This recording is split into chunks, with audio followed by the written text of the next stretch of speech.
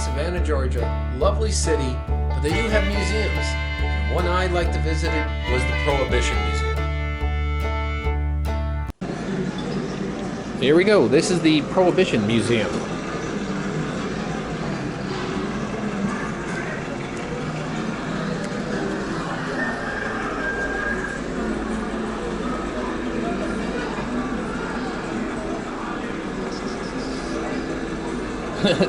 Good creature of God. They used to call the spirits industry. The original reason like people were drinking alcohol is because it wasn't safe just to drink water, because there could be something in the water. You didn't know if people were using the river upstream as a latrine, so you needed to do something with water. You could either boil it, but if you put any level of alcohol in it, it would instantaneously like kill off pathogens, human pathogens. And here, Washington operated a rye whiskey at Mount Vernon that produced some 11,000 gallons of, making him the largest distillers of the time. Rum, supreme in the American colony.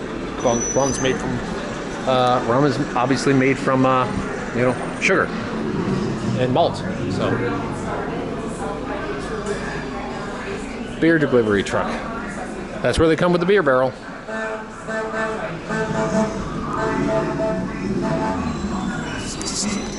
I lost a trivia question because it said, who was the first president to brew beer in the White House? I said George Washington. George Washington never served in the White House. The White House was built after he left. It's actually, the answer to that question is Barack Obama. Barack Obama was the first president in the White House to brew beer.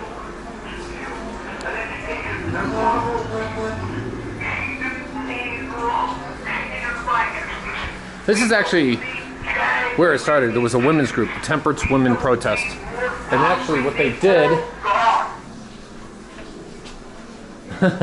Savannah is the wickedest city in the world. Liquor bashing crusader, Billy. What they did is they actually went to the... The Bible says the man that don't provide for his family is worse than an evil. They actually went to the rural areas. And that's where they started, by just trying to get local support. And they slowly built a groundswell of local support, bypassing the cities, and got the rural communities on board, where there was a lot. And then they, like right at the end, they tried to, flip the country, because the cities were really resistant to it.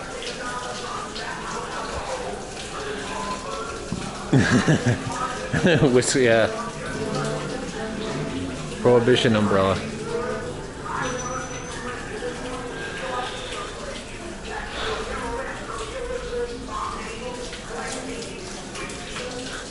They would actually scoop whiskey as they would come and the kids would be scooping whiskey and rum and whatever was being dumped out. That's funny. One thing they don't tell you is World War I was actually very important to Prohibition. During World War I, Woodrow Wilson basically said grain is too important to the war effort, wheat and them. So he basically shut down the liquor industry. That left the beer industry. And since most of the breweries were German-oriented, they used a wave of anti-German hate to actually drive that last little push to outlaw beer. I wish I could remember the book that actually details all this out. Woodrow Wilson was like one of our worst presidents ever.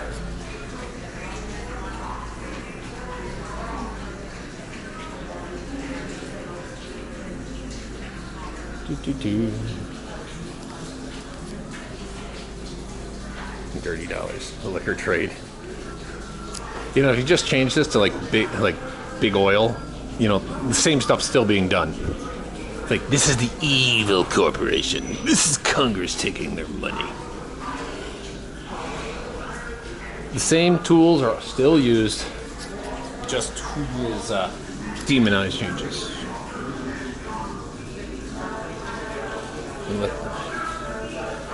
Two kinds of bars. Jesus. Wet or dry. Lincoln Lee Legion. Scientific Temperance Federation.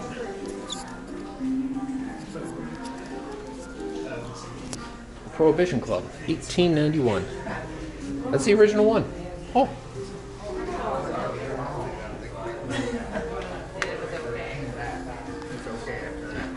Empty. It's a man who's collapsed.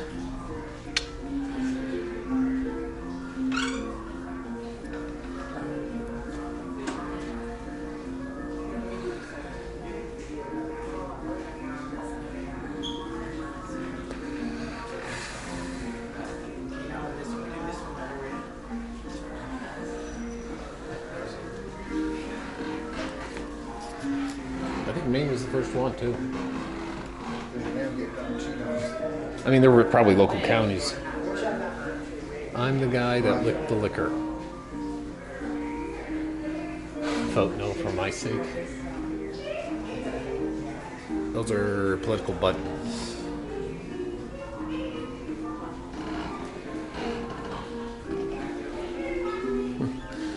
In today's day, that makes a difference.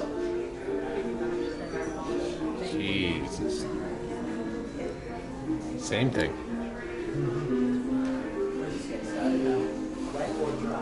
Yeah, it was a lot of religious groups pushed for prohibition. Hey.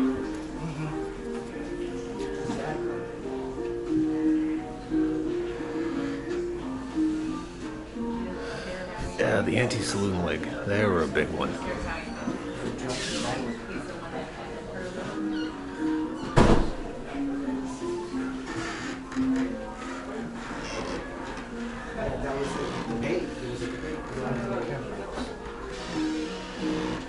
Under Wheeler's guidance, the Anti-Saloon League became the most autocratic and dangerous power known as the political politics in the country. The SL mission to anyone who opposed prohibition, the elected officials, pressure groups.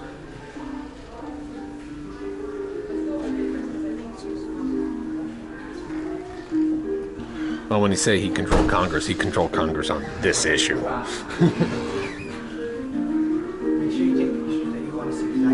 Yep, Dries argued barley should be used for, and beer should be instead be used for bread. Woodrow Wilson did that with the spirits industry. Betrayed Germans. Yep. Demonize your enemy. Make them seem less human. Make them seem to be anti-German propaganda. Whiskey War.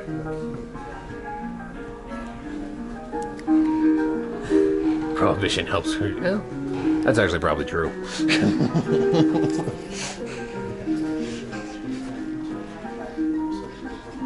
Convinced her righteous campaign against alcohol justified her aggressive tactics. Attacked the Horseshoe Saloon on June 1st, 1900. It was the site of her first assault, armed with rocks, bricks.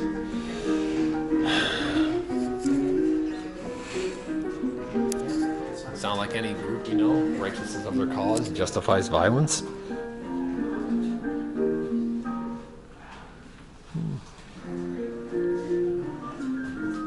Seagrams.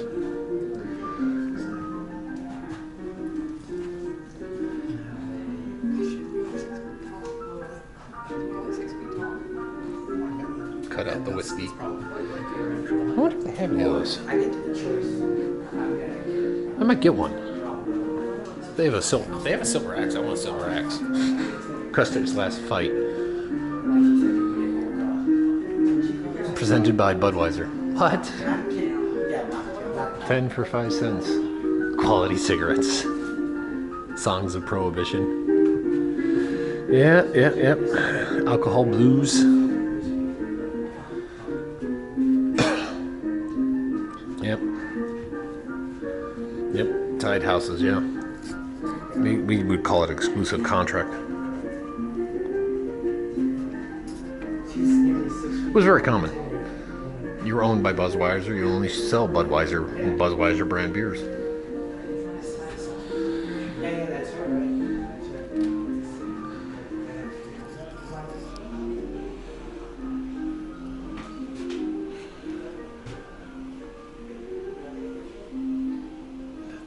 Maryland never did. It was not illegal to drink alcohol during Prohibition, just illegal to sell it. Yeah, there's a couple things like that. You can own it. A lot of things that are illegal to sell, but it's legal to own. Like, there's like a lot of endangered species stuff. It's illegal. Like if you have a bald eagle, stuffed bald eagle, it's legal to own it if it was done before the Endangered Species Act. But you probably can never sell it.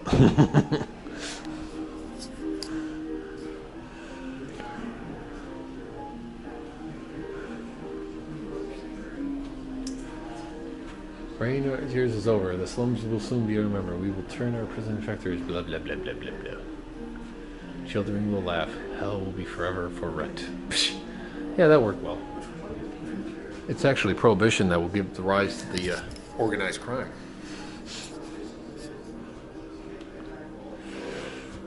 This was one of the. You know, this was one of the dumbest ideas ever. If people want something, they're going to figure out how to get it. So you either have two choices. You can either crack down harder or just kind of go with the put out of work. Yep. Oh, the cost of Prohibition. At least $1 billion a year. Yep. You know, there's a couple things that they don't tell you what happened in Prohibition. Most people have heard the tale that if you drink the wrong kind of alcohol, you go blind. That's actually not true. During Prohibition, the United States government knew it needed to produce some alcohol for industrial purposes. It's used in like hand sanitizer and stuff like that. So the government told those businesses to add poisons to them. That's where if you drink the wrong kind of alcohol, you go blind comes from. Because you were actually being poisoned intentionally. There were also things like bootleggers in order to make their like bathtub brewers, in order to make their stuff taste stronger than it actually was, would add like turpentine and stuff like that. So you'd be drinking turpentine or other things that could do some things in too. But a lot of times, if you drink the wrong alcohol, they said, "Oh, it makes you sick." It's actually not true. If you were drinking commercial stuff, it's because they added something to make sure you got sick. Kansas went dry, putting dozens of Germaners out of business. Case Joseph Hagen continued to produce nearly breath a year.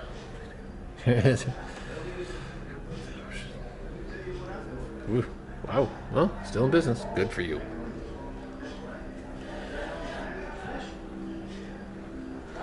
Prohibition? How come? 4 million soldiers is running our tied to the docks. The tale of two.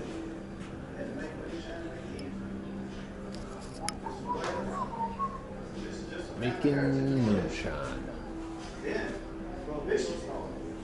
Prohibition says you can't make alcohol no way. Legal or illegal. All the citizens living close, all the business, you cannot buy, drink, sell alcohol nowhere. Well, guess what? That was great for the moonshine. That business is booming again. There still are moonshiners out there. Most are just turning legit. Most moonshiners, because they've laxed liquor laws and there's so many pop-up distilleries, you know, they're just becoming legit. It's easier to be legit than to do it illegally anymore. Come out of there 120 proof. Well, that's looking good right there, but I tell you what, if you get caught with that 120 proof, you pay a fine. You get caught making that moonshine with that steel right there, you go to jail. I better cut this off.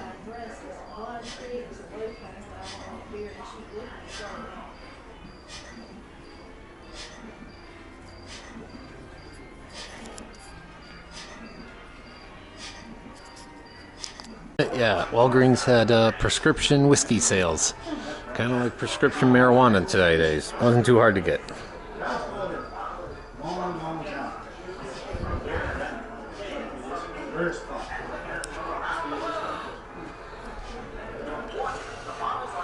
Medical whiskey.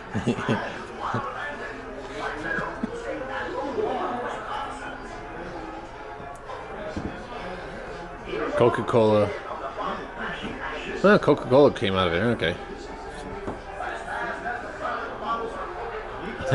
15,000, like applying for a prescription. I am going to prescribe booze. Cane flask. Eggs.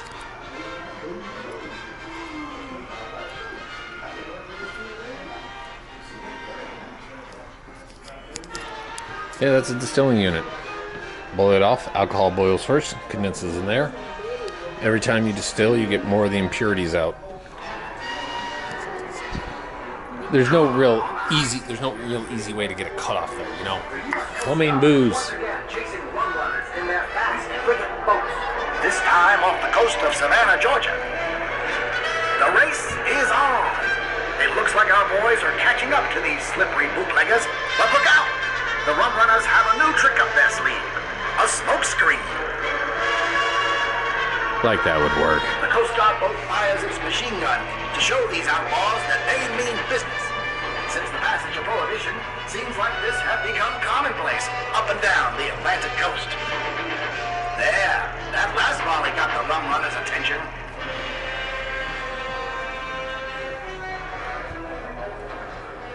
The illegal booze is taken to port, where they and other confiscated liquors are sorted by U.S. Customs officials. Just look at all that hooch. Father and mother of the KKK. That's another reason to really hate those people. Whiskey from Canada, gins from England, and liquors from around the world. From port, the bottles are taken to open fields and smashed with wild abandon by federal, state, and local law enforcement officers. Even the locals get in on the bottle flashing action. But as fast as the broken bottles are broken, the beer barrels busted, and the rum runs down the drain, many more bottles make it to the speakeasies of New York, Boston, and It's actually not too hard to get a Tommy gun. I mean, something that looks a little better than that. I've seen them in other museums. Machine gun. Currency of crime. Oh yeah, they were always going to lose.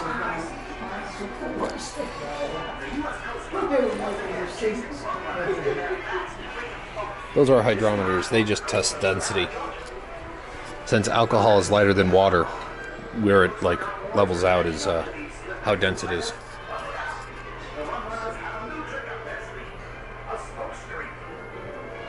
Racial profiling less rapid.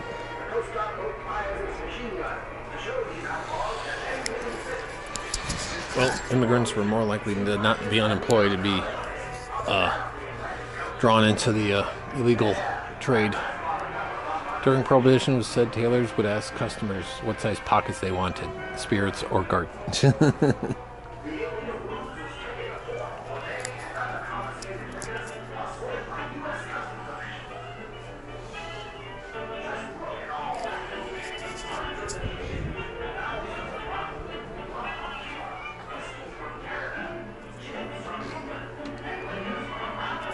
Nigga.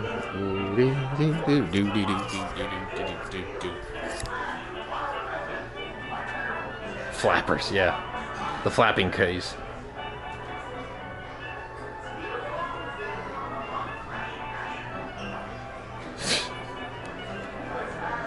And this is considered risque back then.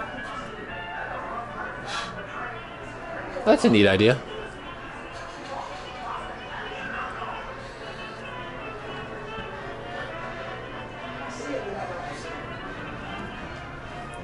Let's try this. What do you want? Who sent you? tell him Gus. Yes. Gus sent you. Amigo Montoya. Yeah. All right. Come on.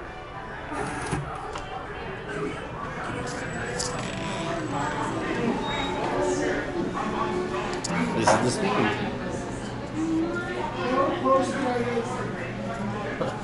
Oh, it's a one-way mirror.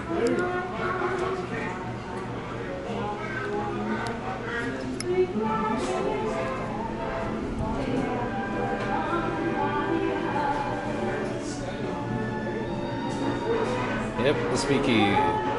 Tens of thousands in New York City alone, yeah.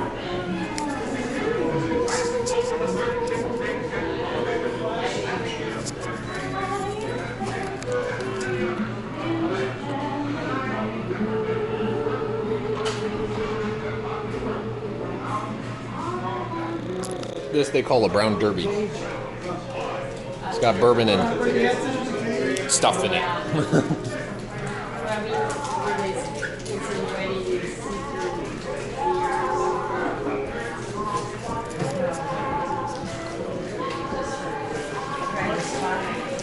And that concludes our tour, because right through there,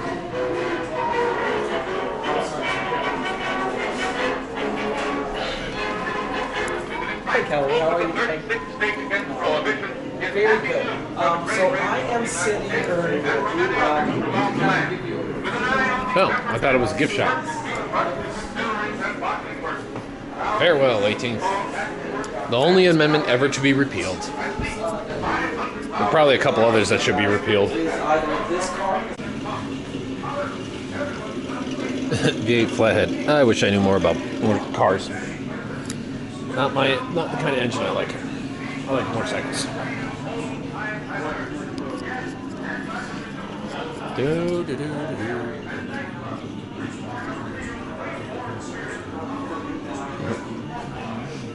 Yeah, it's actually out of Prohibition that this comes out. Yeah.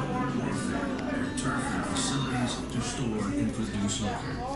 An ongoing battle with understaffed, ill-equipped, and undertrained federal agents and police officers led to corruption.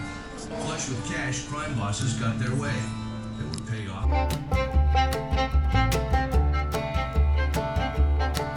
I like the Prohibition Museum. I didn't know that Savanah was the central hub of drinking at the time or whatever, but it was a nice place. I like these things, so yeah, I would highly recommend it to visit it if you got a chance.